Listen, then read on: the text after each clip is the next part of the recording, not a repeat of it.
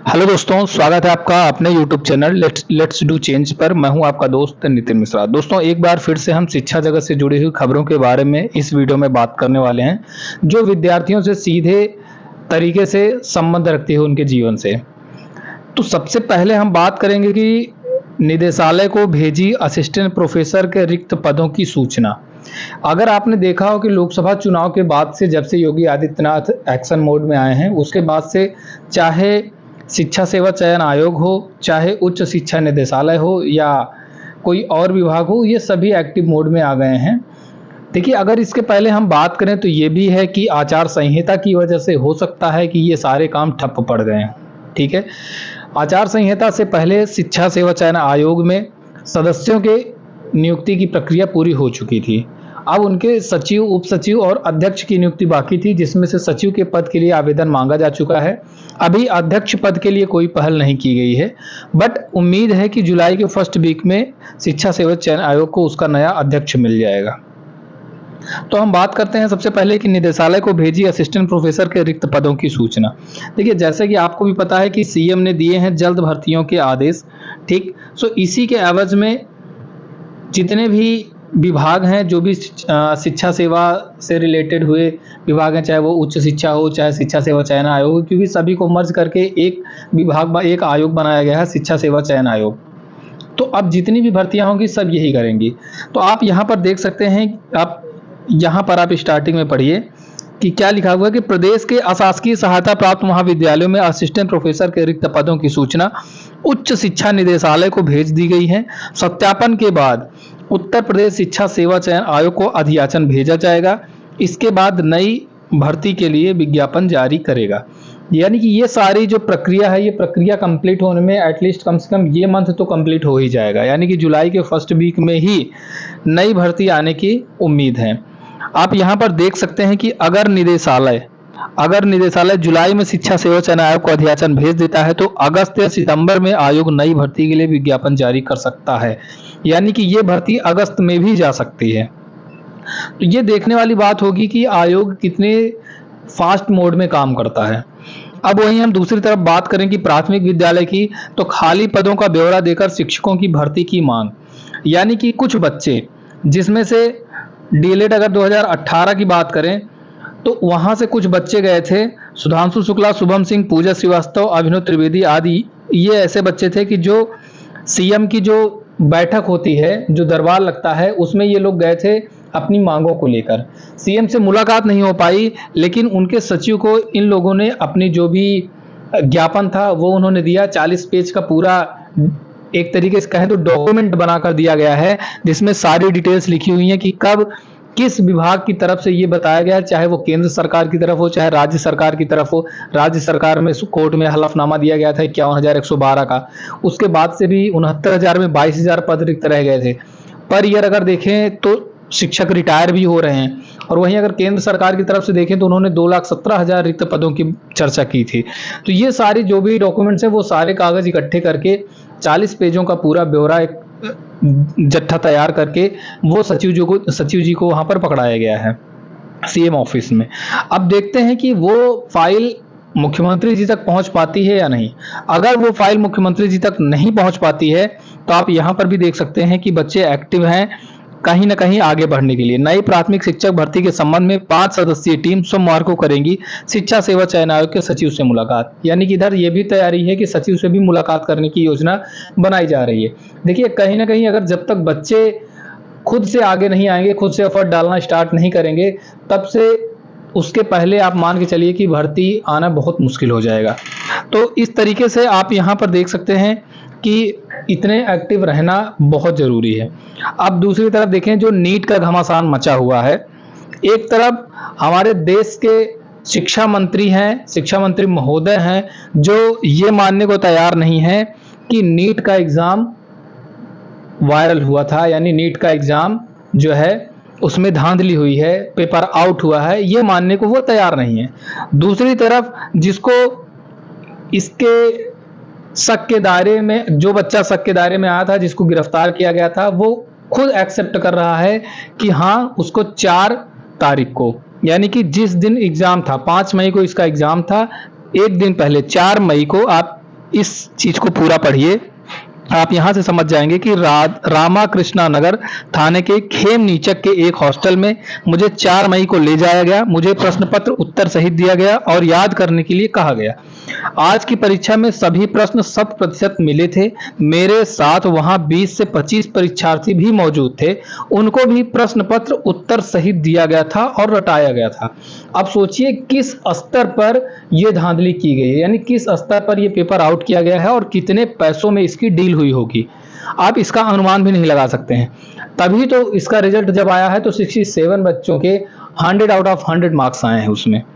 NEET जैसी, अगर NTA जैसी एजेंसी कोई एग्जाम कराती है और उसमें अगर 100 आउट ऑफ 100 वो भी इतनी बड़ी मात्रा में बच्चों के आ रहे हैं, तो वहीं से ये शक के घेरे में आती है। लेकिन हमारे माननीय शिक्षा मंत्री जी हैं, ये मानने को तैयार नहीं है फिलहाल के लिए।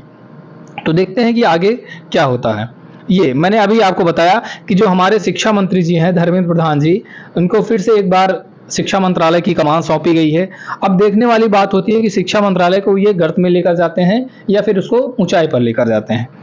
दूसरी तरफ अगर हम बात करें तो 12,782 पदों पर विभिन्न पदों के लिए प्रस्ताव भेजा गया था सरकारी विभागों में, लेकिन किसी न किसी वजह से, किसी न किसी कारण की वजह से इन प्रस्तावों को क्या किया गया, वापस कर दिया गया। यानी कि अगर साफ शब्दों में कहें तो सरकार भर्ती देने के मूड में लग रही ही नहीं है। अगर उसको वैकेंसी देनी होती तो कहीं ना कहीं इसके बारे में आप एक बार वापस करते।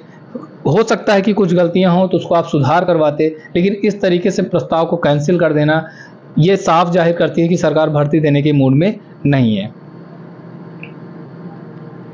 अब बात करते हैं सिपाही भर्ती के बारे में। आप देख सकते हैं कि सिपाही भर्ती परीक्षा में पेपर लीक ने बिगाड़ा भर्ती बोर्ड का कैलेंडर। अब टोटल 75,000 वैकेंसी देना चाहती थी पुलिस विभाग अलग अलग पदों पर, जिसमें 60,244 पद उत्तर प्रदेश सिपाही भर्ती के लिए नोटिफिकेशन जारी किया गया था, जिसका फरवरी में एग्जाम लिया गया। पेपर लीक हो गया। पेपर लीक होने की वजह से बहुत सारा बवाल हुआ। बवाल होने के बाद इस पेपर को कैंसिल कर दिया गया। अब ये पेपर कैंसिल हो गया है तो इसकी वजह से जो पुलिस विभाग की पूरा कैलेंडर था, पूरा वार्षिक कैलेंडर जो उनका होता है कि किस डेट पर, किस मंथ में उनको कितने पदों पर, किस पद के लिए नोटिफिकेशन जारी करना है, वो इनका कैलेंडर पूरा का पूरा ध्वस्त हो गया है। यानी कि 60,244 पद पर जो परीक्षा कराई गई थी उसके कैंसिल होने की वजह से, उसके रद्द होने की वजह से इनका पूरा का पूरा कैलेंडर जो है वो रखा रह गया। यानी कि उस पर आगे कार्यवाही कुछ हो ही नहीं सकी। तो बाकी जो 15,000 पद अलग अलग पदों के लिए रह गए थे, नोटिफिकेशन जारी करना था या जिसके नोटिफिकेशन आए थे, वो सारा वहीं पर ठप हो गया और ये प्रक्रिया आगे बढ़ ही नहीं पाई। दूसरी तरफ हम बात करें कि परिषदीय स्कूलों में, ठीक है, परिषदीय अगर विद्यालयों की बात करें तो वहां पर 27,931 ऐसे परिषदीय स्कूल हैं जिसमें 50 से भी कम बच्चे हो गए हैं। ये आंकड़ा 2021 में जब आया था तो प्राथमिक स्कूल में 1,92,00,000 बच्चों की एडमिशन की बात हुई थी, लेकिन आज का जो करंट आंकड़ा बताया जा रहा है उसमें कहा जा रहा है कि 1,26,00,000 बच्चे इस समय विद्यालय में बचे हैं। तो जहां पर 66 लाख बच्चों की कमी बताई जा रही है। अब आप सोचिए कि अगर पूरे उत्तर प्रदेश में अगर 66 लाख बच्चों की कमी हो चुकी है तो इसका मतलब कि मंत्री जी का अगर देखें, शिक्षा मंत्री जी का तो अनुपात समानुपात 1,94,00,000 पर ही, 1,92,00,000 पर ही बराबर था।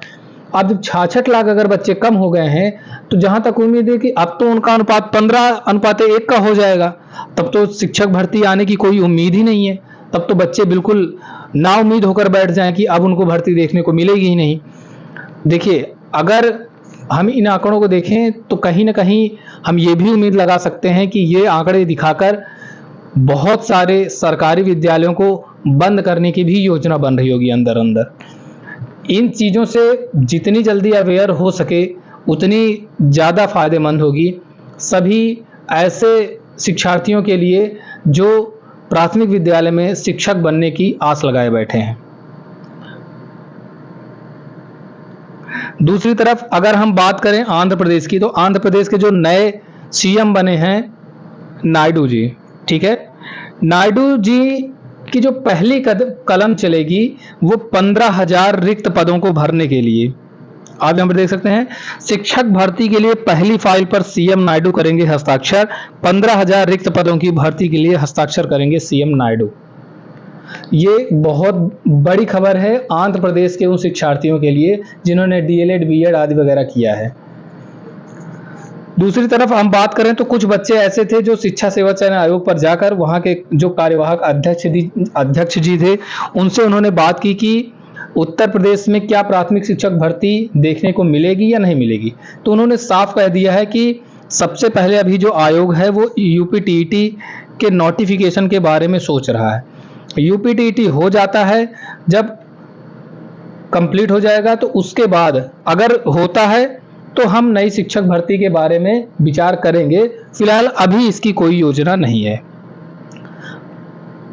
अब हम बात करते हैं पुलिस में आउटसोर्सिंग से भर्ती का गलत पत्र जारी होने की जांच शुरू। आपको मैंने एक वीडियो के जरिए बताया था कि शाम को पुलिस में संविदा के तौर पर भर्ती होने की एक बात लेटर के जरिए सभी बच्चों को सोशल मीडिया पर पता चली।